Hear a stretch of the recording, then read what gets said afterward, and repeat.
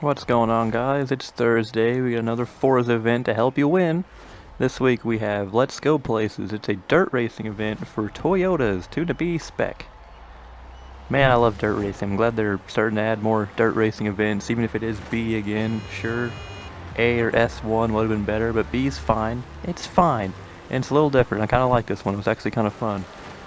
Like the goal, obviously, is you have to win 3 dirt racing events using a Toyota tuned to B spec.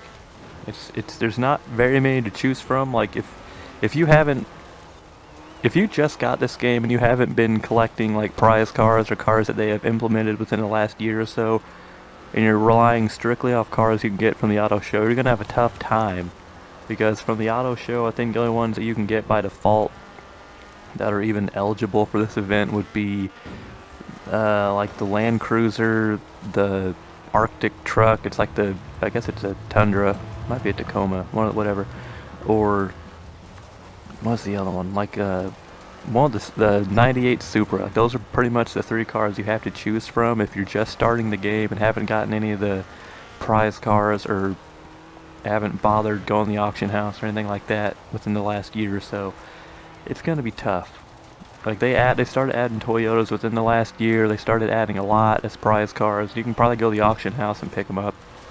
It's something I would definitely recommend doing. I would not rely on the ones you can get from the auto show. The car I decided to go with was I guess we got it as a prize at some point within the last year. It's the 1974 Toyota Corolla SR5. I will show it on my tuning setup on the screen right now. It's called B700 Dirt. This is, I think, the best car to pick by far in this event.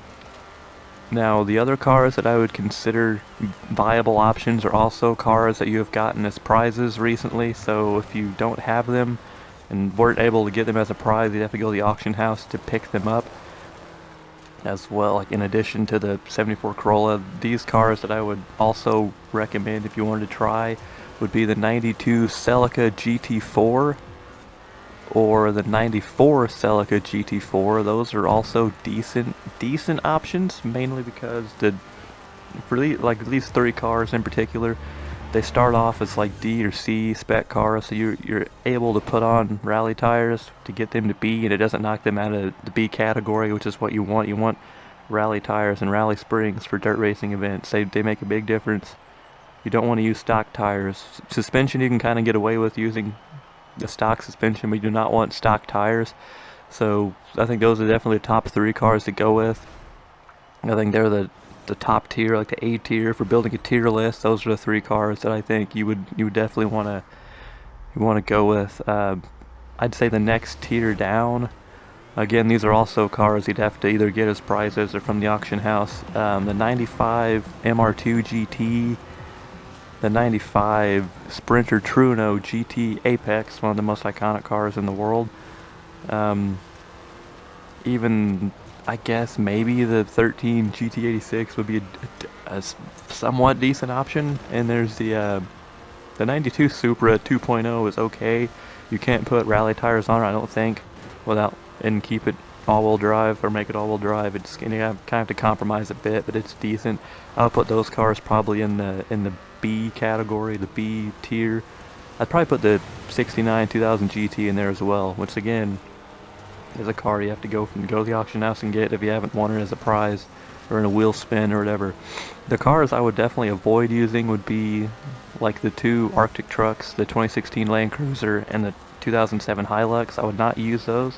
They're so heavy, and they're just not good for, especially in that first race, the technical Ambleside scramble. You do not want a big heavy vehicle trying to maneuver around, slalom around turns. It's just going to be a nightmare. And the 98 Supra, I would not use this because by default it's already almost maxed out as a B car, and you can make it all-wheel drive, but it makes the car so slow from an acceleration standpoint. I would just avoid that one altogether as well. So I mean, I think the prize car you get, the 74 Celica, it'd be a decent option.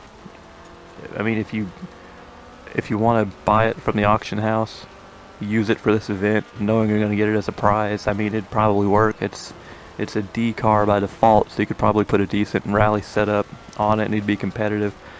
But again, if you're relying strictly on auto show cars, you're gonna struggle with this.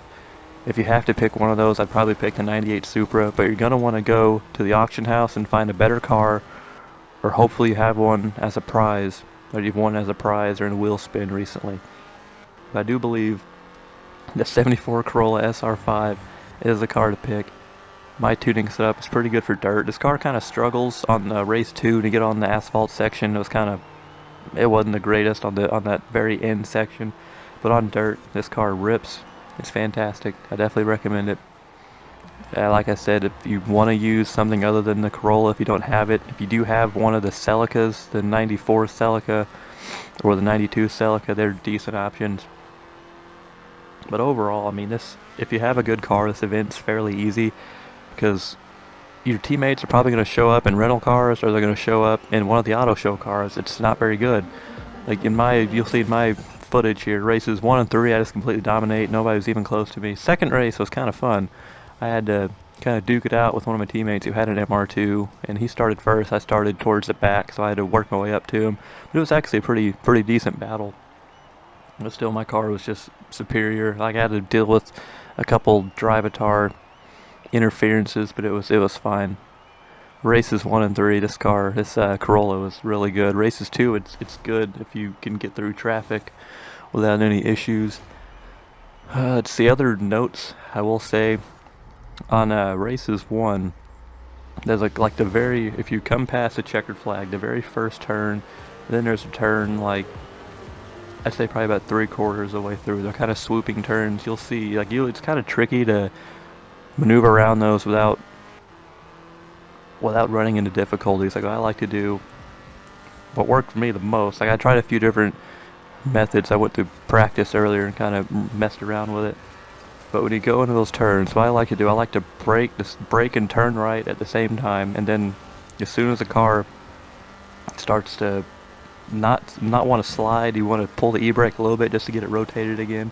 You kind of have to master it. It's kind of something you kind of have to practice. It's kind of hard to explain too. You can hopefully you can watch my footage and see, but you want to try to dive, go up top, turn right, brake at the same time, and then as soon as the car starts to not rotate, start to kind of straighten itself out, pull the e-brake a little bit to keep it rotating, get around the turn with momentum.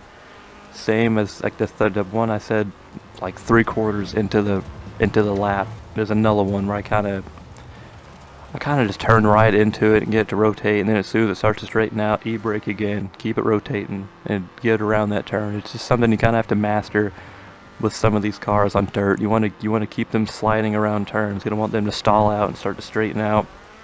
They don't get understeer and you'll slow down. It's not gonna help your lap times at all. I know this is hard to explain. I'm trying my best to explain. And in the Highland Scramble, or Highland Farms, wherever the third race is, there's that one turn that goes underneath the tunnel. For the 3 laps, I tried 3 different methods of trying to make that turn the most efficiently. The first one, I just did the brakes, and then the car started to not rotate, so I had to e-brake it about midway through the turn just to get it going. The second one, I think I tried doing the same thing. I just tried a different line. It didn't help. The third one, what I did is just strictly use the e-brake into that turn. I used like 4 or 5 different e-brake pulls on it just to keep it rotated. It's just something you have to master. Even if you don't do these turns with this car, it's good enough. You should be able to, have success even if you slam into a wall here and there, because this car is it's going to be a lot better than the cars your teammates are using, and you're going to be a lot better than the drive-atars. Like, they were awful this event. I hope I'm able to explain this for you. I'm trying my best. It's hard to explain how to drive some of these cars. It's something you kind of just have to get out there and practice with. But like I said, if you pick one of the auto show cars, you might have a difficult time. You want to get one of the cars that you were able to collect as prizes, and since they started adding more Toyotas, or you're going to want to go to the auction house to get a good one. I recommend the 74 Corolla. I recommend the 94 Celica. I recommend the 92 Celica. I think those are the top 3 cars to go with. Let me know down in the comments what car you used. If you used one of the auto show cars, like the Supra or one of the trucks, let me know if you were able to win, because you're brave for even attempting that. If you use my tuning setup, let me know. It's always something. That's neat when people use my tunes. I love hearing that. Just let me know down in the comments what worked for you. If you had a good time, if you're able to beat this the first try. And I guess I will see you guys next week for whatever summer championship awaits us. Good luck.